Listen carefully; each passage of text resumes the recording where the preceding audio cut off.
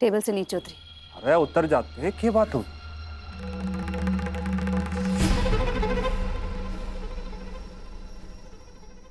आधे आ रही हो मैडम। हमारे कानून के सामने आपके कानून का कद कितना छोटा है। ये फिल्मी डायलॉग फुर्सत से मार लेना, क्योंकि अंदर जाने के बाद तुम्हारे पास समय ही समय होगा। मैं तुम्हें कानून तोड़ने और पुलिस के पूरे 48 मिनट बर्बाद करने के लिए गिरफ्तार कर रही हूं।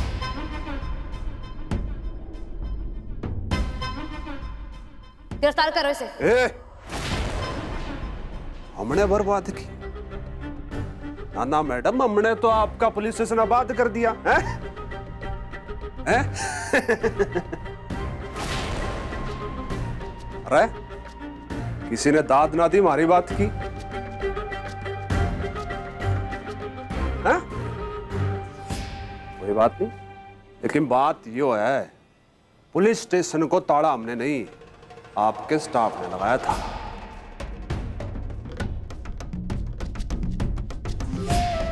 और खोला भी इन्होंने ही है।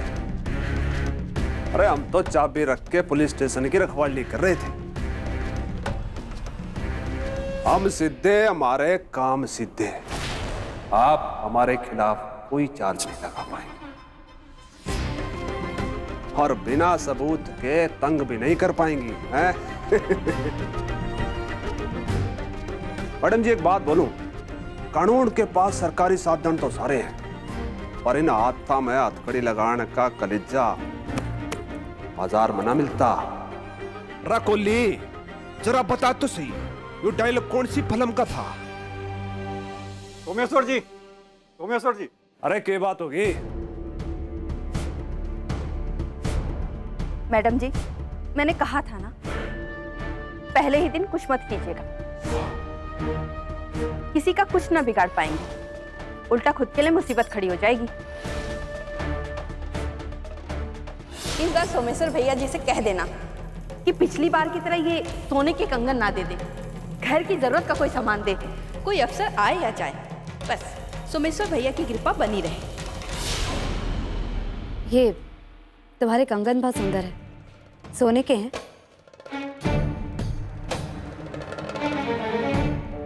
हाँ मैडम जी, पिछली दिवाली सोमेश्वर भैया की मेहरबानी हुई थी।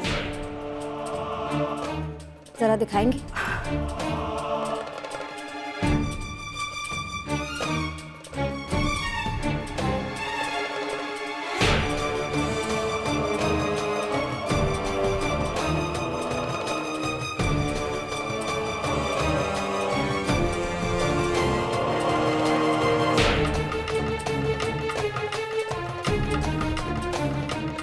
ये मैडम कर क्या रही है?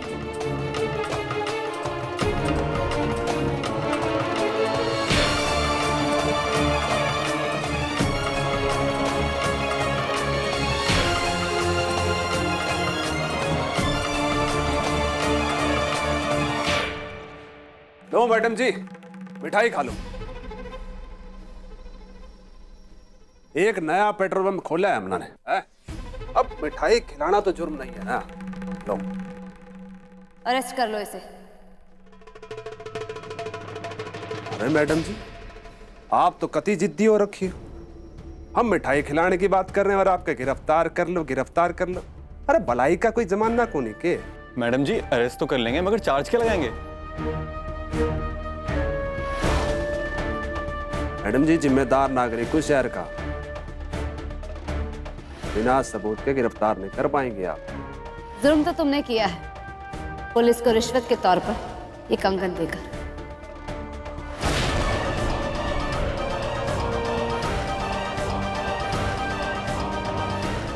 एक पुलिस ऑफिसर को रिश्वत देने की क्या सजा होती है, जरा बता दो इन्हें।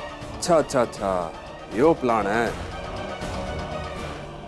लेकिन मैडम जी आपकी जानकारी के लिए बता दूं, जो कंगन इस डब्बे में आपने रखे। लेकिन साबित कैसे करोगे?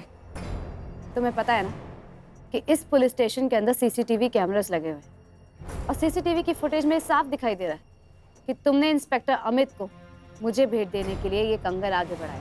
हाँ हाँ, लेकिन वो डब्बा तो बंद था, उसके अंदर क्या है ये कैसे साबित करोगी? लेकिन जब मैंने डब्बा खोलकर देखा तो उसमें एक कंगन निकले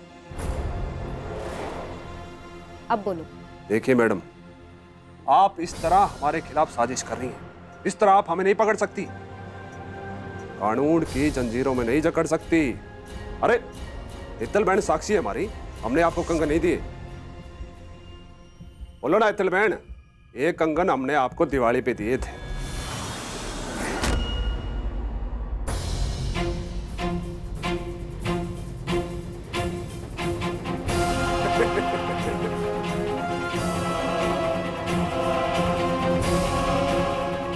लो, तुमने खुद ही ये साबित कर दिया कि तुमने ये कंगन हेतल को दिए थे।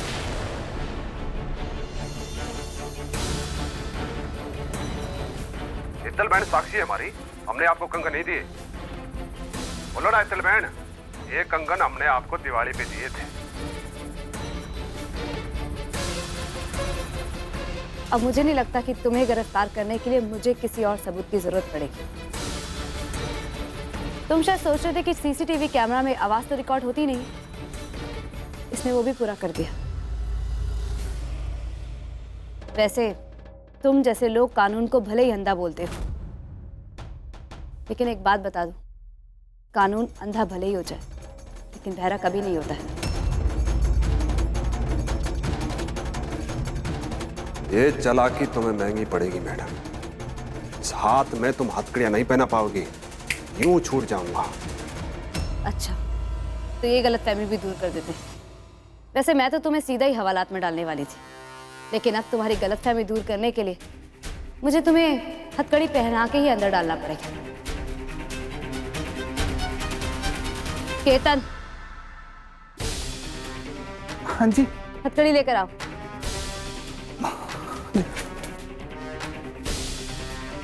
वैसे चालाकी की शुरुआत तुमने की थी, लेकिन भारी तुम पर ही पड़ गई।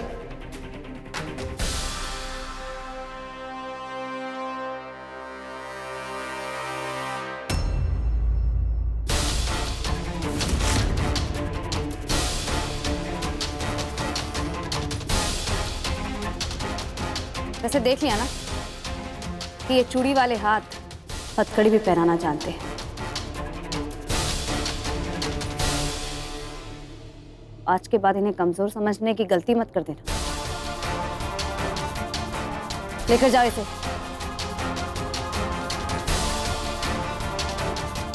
चलो साहब जी।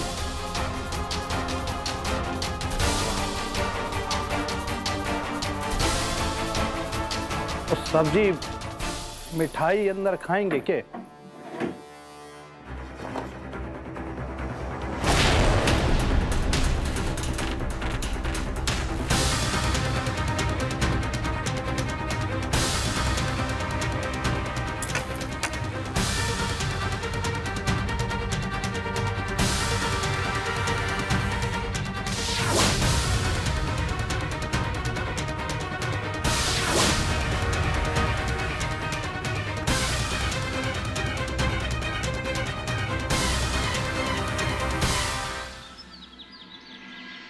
बाबू, आखिर बात के कुछ तो पता चले मुझे। हाँ?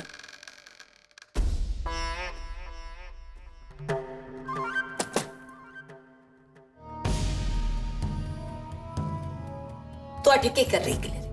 वो मैं चादर बिछाने आई थी भाभो, आप ने तो कहा था। लागे है ना, उम्र से पहले बहरी बन गई है तू। चादर बदलने के लिए कहा था मैंने, पर मारे कमरा की ना, थारे कमरा की। जाकर बदल दे। मैं जरा अभी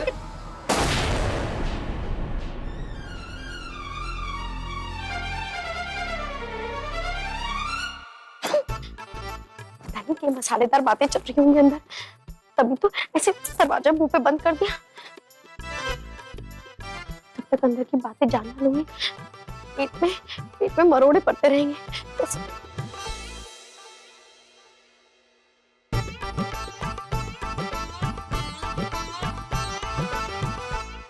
अब वो बता ना बात के, क्यों परेशान दिख रही है? और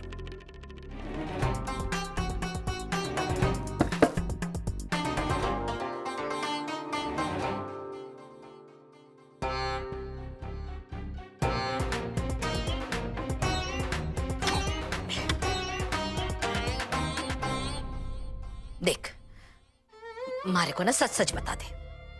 हम सब ने देखा संध्या बिन्नी बड़ी पुलिस अफसरनी बन गई है। उसका औदा, उसके ठाट बाट हम सब ने देखा है। अब के इन सब की भी कीमत चुकानी पड़ेगी मां सब लोगों ने। मतलब कौन सी कीमत बाबा? जैसे थारे को कुछ पता ही ना हो। वो मारो घर छोड़ करके सरकारी कोठी में रहने के लिए जाएगी। जठे बड़े बड़े सरकारी अधिकारी रहे और तुम दोनों ने इतना भी जरूरी न समझा कि कम से कम अपने भाभो और बाबा से नहीं बताते हो। हाँ, ये किसने बोला भाव? अब ऐसी बात ना है। तू ये सब कुछ क्यों सोच रही है? रे छोरा, मैं हवा में बात ना कर रही हूं। थाने से ना सरकारी अफसर आए थे, सामान भरने के लिए बड़ा बड़ा बक्सा देकर गए। तो देख छोरा, संध्या बिन्नी जब 11 महीने ट्रेनिंग के लिए जा रही थी ना, तब भी तुम दोनों ने मारे से बहुत कुछ छुपाया और ऐन वक्त पर मारे को बता दी। देख, मैं जानू था लोगा की मजबूरी है, सरकारी नौकरी करनी है ना तो सरकारी कोठी में रहना बहुत जरूरी है।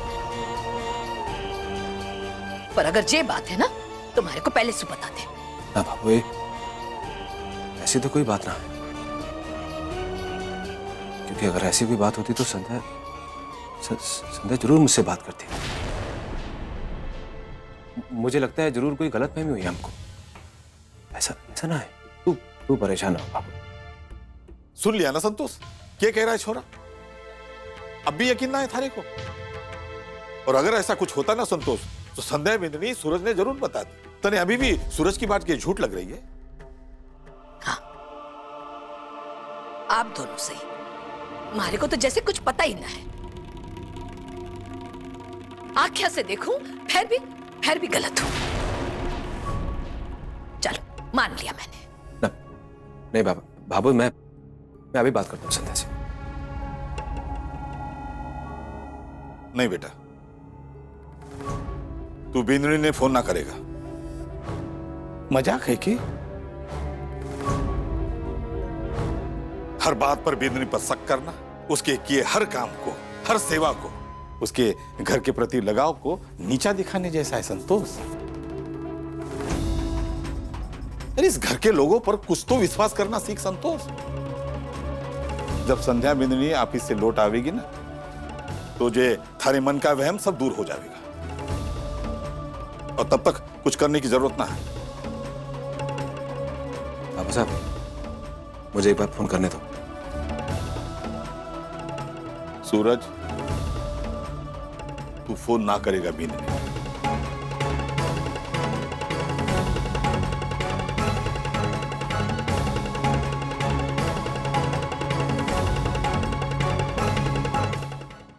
सूरज,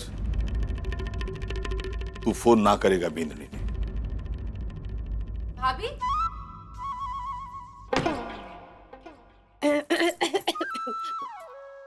भाभी कर क्या रही हैं आप खिड़की पे? सफाई। मीनाक्षी भाभी, आप ना छिपकली लग रही हो, एकदम छिपकली। मैं चिपकली लग रही हूँ? कल बोला तुझे।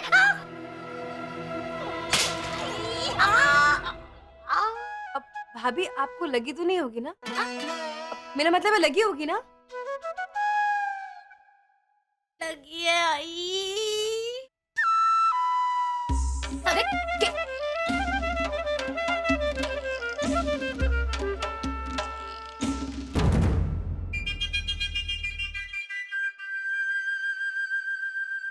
बाबू कमर टूट गई, मारी आई। जैसी करनी पाप की वैसी भरनी आपकी है।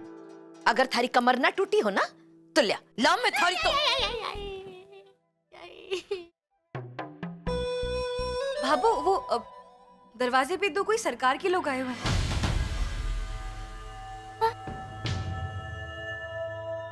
देख लीजिए ना आप। छवि, अपनी भाभी की मदद कर। अब कितने नहीं आए? जाना पड़ेगा मुझे। छवि, हाथ दे। देखो तो क्या है। भाभी आराम से।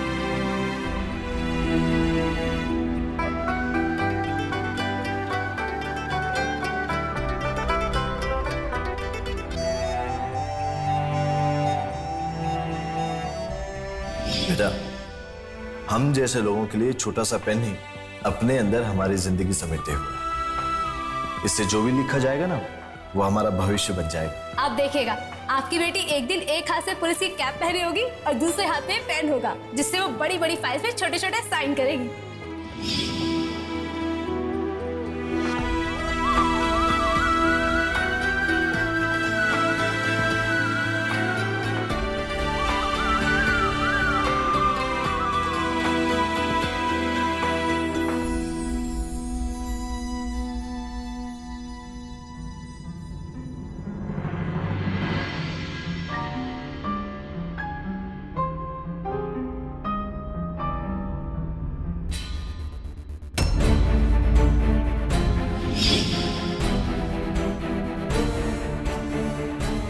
वैसे देख लिया ना कि ये चूड़ी वाले हाथ हथकड़ी भी पहनाना जानते हैं। यो मैडम ने सोमेश्वर से पंगा लेकर ठीक ना किया, कीमत तो चुकानी पड़ेगी।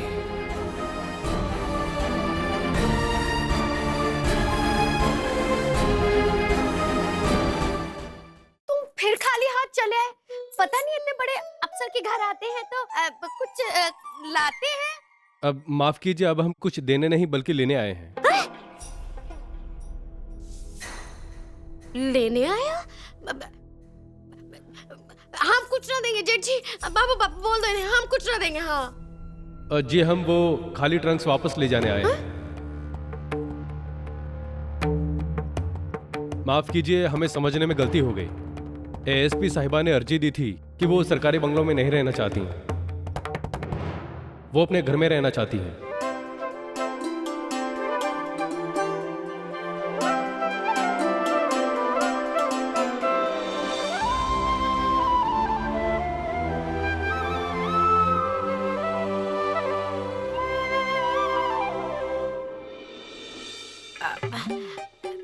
अब भैया जी, मैं क्या कह रही थी कि देखो, आप तो वर्दी वाले हो हैं, अब बाहर कितनी धूप हो गई है, इतना वजन उठा के कहाँ लेके जाओगे? पर ये सब मुझसे ना देखा जाता। अब ना पुलिस वालों के साथ हमदर्दी सी होने लग गई है। लेकिन छोड़ो ना, यही छोड़ जाओ। हमारी दुकान है साड़ियों की, भाभो साड़ियाँ रखने के काम आ जाएंगी, रख लेते हैं ना। ये बक्से आप ले जाइए।